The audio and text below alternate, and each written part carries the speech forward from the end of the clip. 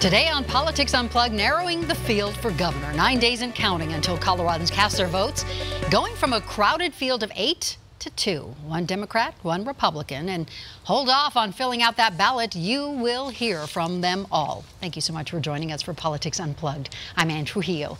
The race to replace John Hickenlooper is now shifting into high gear. First, let's put faces to the names on your ballots, starting with the Democrats.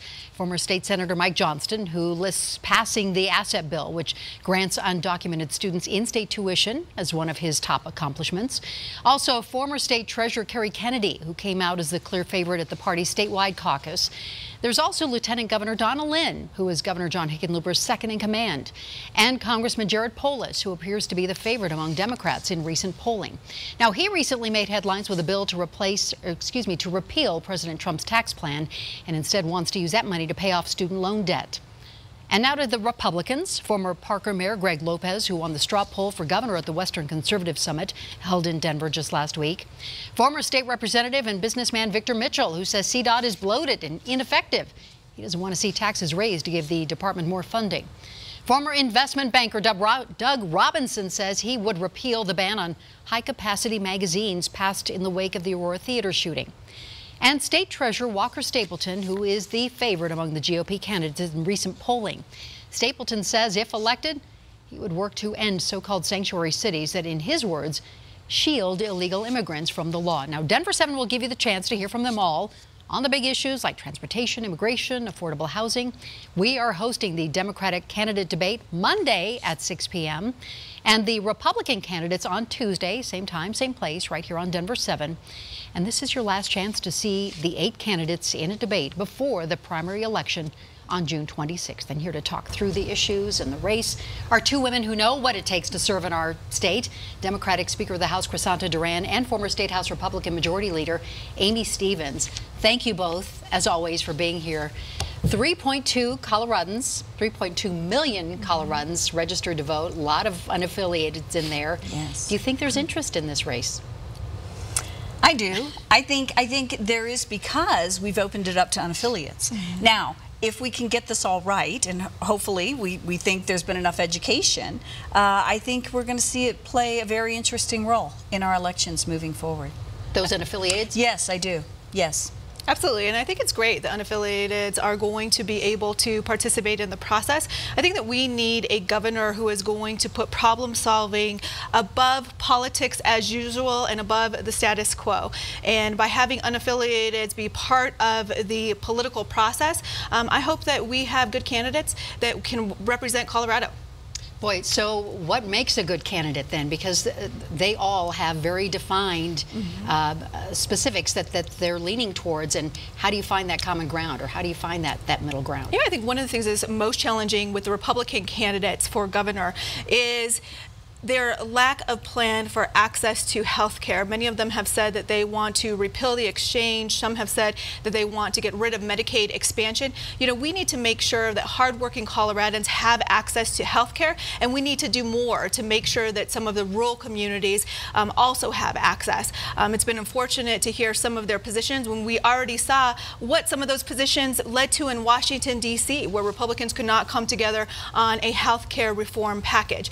So I think that is going to continue to be a top issue. But we also need people who are going to focus on education and making sure that there's adequate funding. You know, we've had so much growth in the state of Colorado. And when we think about all of the people who have moved here, who love our quality of life, we have some tough conversations to make sure that we can preserve that quality of life for the next generation. We have tough conversations when it comes to education, transportation, and a variety of other issues. I'm going to jump in because clearly Crisanta started off. You must be thinking Republicans will win or something, Crisanta. I don't know, because I will tell you that Republicans, even on terms of the health care, certainly are not going to go on the universal health care where Jared Polis wants to go, which this state resoundingly said, no, we're not going to go this way. And so we're not going to tax everybody through the roof to do that. At the same time, yes, you're right. In other words, we can't go back to where we were before there was the ACA, but we can certainly do new things. And I think that whoever becomes governor is going to have to address it. Now, on ballot issues on that, we are going to have the people of Colorado are going to be able to actually vote on that. It's coming up again. I also think whoever becomes governor is going to have to, again, do this balance of we have grown well, we have a good economy. How long will it last? I don't believe the policies that are being promoted by your candidates are going to keep us there. I think it'll put us in the tanker. Well, you both have raised some pretty major issues. Do you think there is one issue that will define this race? I mean, you both have talked about education, health care. Transportation. I think transportation is going to be still big issue because I just was reading today about how all the candidates were weighing in and went, okay, wait a minute. I don't know what page all of you are on.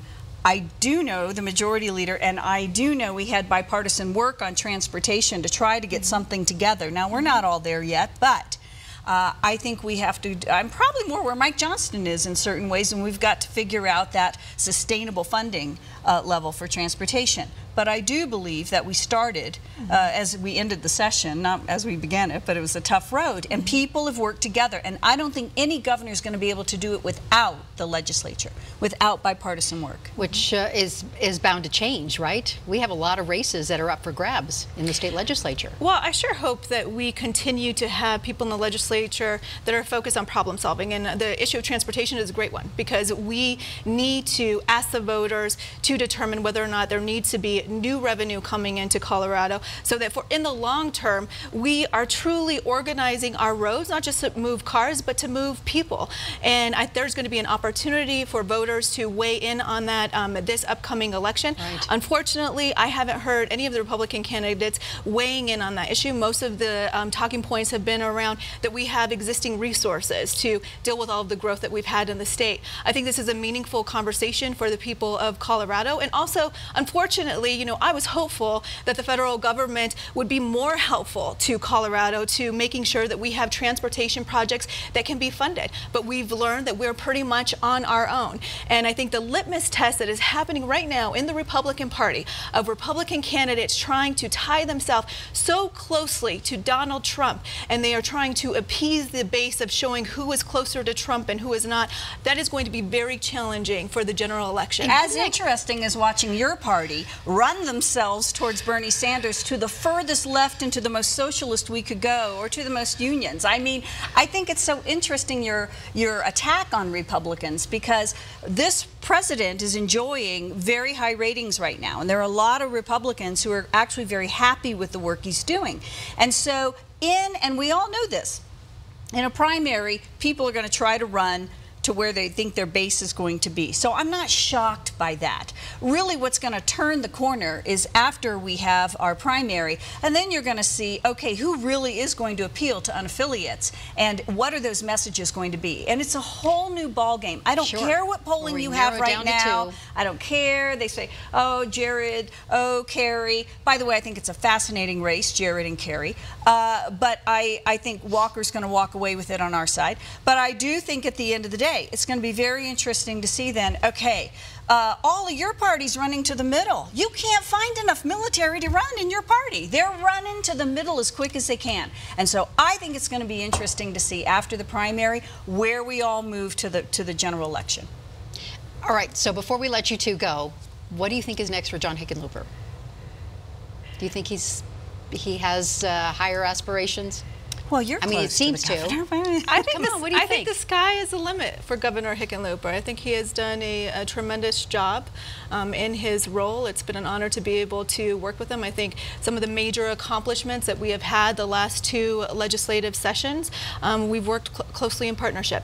I think John Hickenlooper has a bright future ahead, and I think that he, economically, in terms of really being a great cheerleader and really pro-Colorado, has paid off for us over 8 years. And I wish him well. I don't know where he's going to be. I don't know what office he wants, but we're all waiting and watching. We'll see. Amy Stevens, Crisanta Duran, thank you both so much. Always love having you, my favorite panelists here. We'll be right back.